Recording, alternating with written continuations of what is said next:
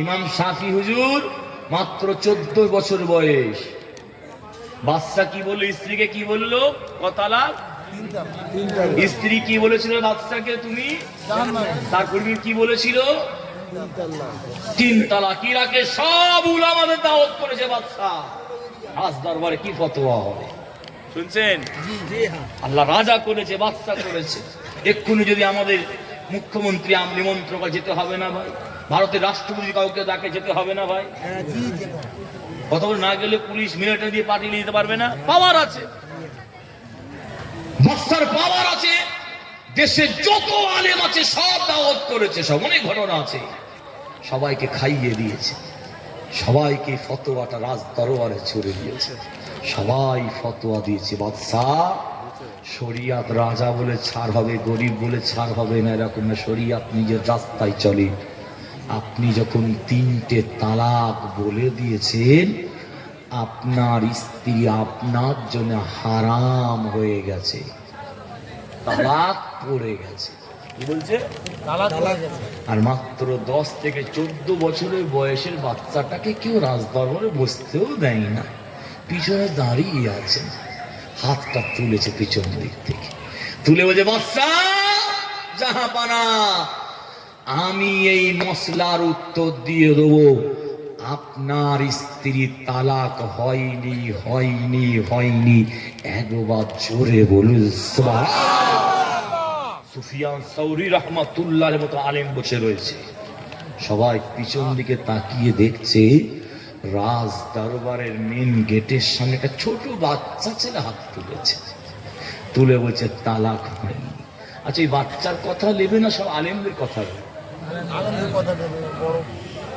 সমস্ত আলেমরা বলছে বাচ্চা ছেলে, আপনি বাচ্চা ওনার কথা শুনছেন?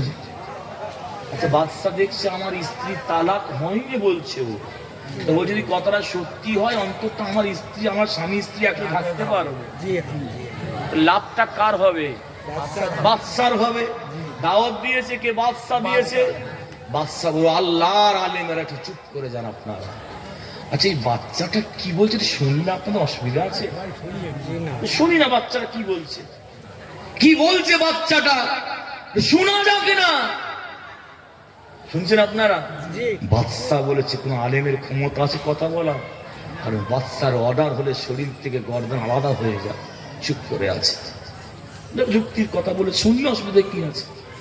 তখন বাদশাকে ছেলেটাকে ডেকেছে, বাচ্চা দিকে এসো, এদিকে এসো বাবা।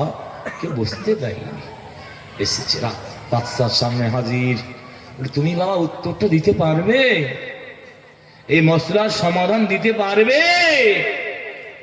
তখন ওই 10 থেকে 14 বছরের বাচ্চাটা বলছে বাদশা জাহাপানা, আমি এর সমাধান দিয়ে দেবো, তালাক হয়নি। বলে কি হয়নি বলো? তালাক হয়নি।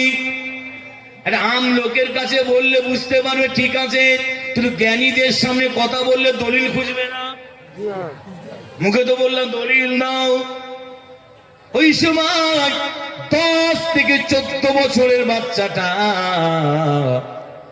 বাদশা জাহাপানাকে বলছেন বাদশা রে, এর জবাবটা আমি দিয়ে দেবো, তবে আমার একটা শর্ত আছে। কটা শর্ত? জোরে বলুন, কটা শর্ত? বাদশা বলে কি শর্ত? বলে বাদশা, এই যে সিংহাসনে আপনি বসে আছেন রাজ দরবারে, এই সিংহাসন থেকে আপনাকে নেবে চলে আসতে হবে। আমি ওই সিংহাসনটায় বসে আজকে ফতোয়াটা দিয়ে যাব। একবার জোরে বলুন সুবহানাল্লাহ। হাজার হাজার আলিম, আলিমের মারকাজ বলা হচ্ছে কিতাবে। বাদশা বাবা, ছেলেটা কে বাবা, এত বড় সাহস? নিশ্চয়ই ওর ভিতরে কিছু একটা আছে। তখন বাদশা ভাবছে আমার তো দরকার, প্রয়োজন তো আমার। ঠেলাই পড়লে বিড়াল কোথা ওঠে, আর শেকরা ঠুকঠাক কামারে বুঝবে চাচি। এসব আর মুখস্থ বুঝলি, এসব আজ করবেন আমাদের মুখস্থ, আপনি ওইসব করেন। বাদশা কি করেছে জানেন? সিংহাসন থেকে নেমে পড়েছে, সিংহাসন থেকে নেবে আলেমদের কাতারে গিয়ে বসেছে।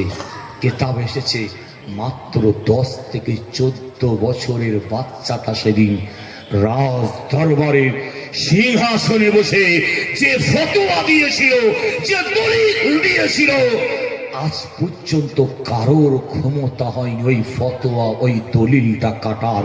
একবার জোরে বলুন সুবহানাল্লাহ। ওই বাচ্চাটা কে ছিল জানে? অন্য কেউ নয়, ওই বাচ্চাটা হচ্ছে হযরতে 4 ইমামের এক ইমাম হযরত ইমাম শাফি রাহমাতুল্লাহ আলাইহি। 14 বছর বয়সে পৃথিবীর মানুষকে দেখিয়েছে, আল্লাহ এত বুদ্ধি দিয়েছিলেন, রাজ দরবারের সিংহাসনে বসে ফতোয়া দিয়েছিলেন। ওই ফতোয়াটা কারোর ক্ষমতা হয়নি কাটার। একবার জোরে বলুন সুবহানাল্লাহ।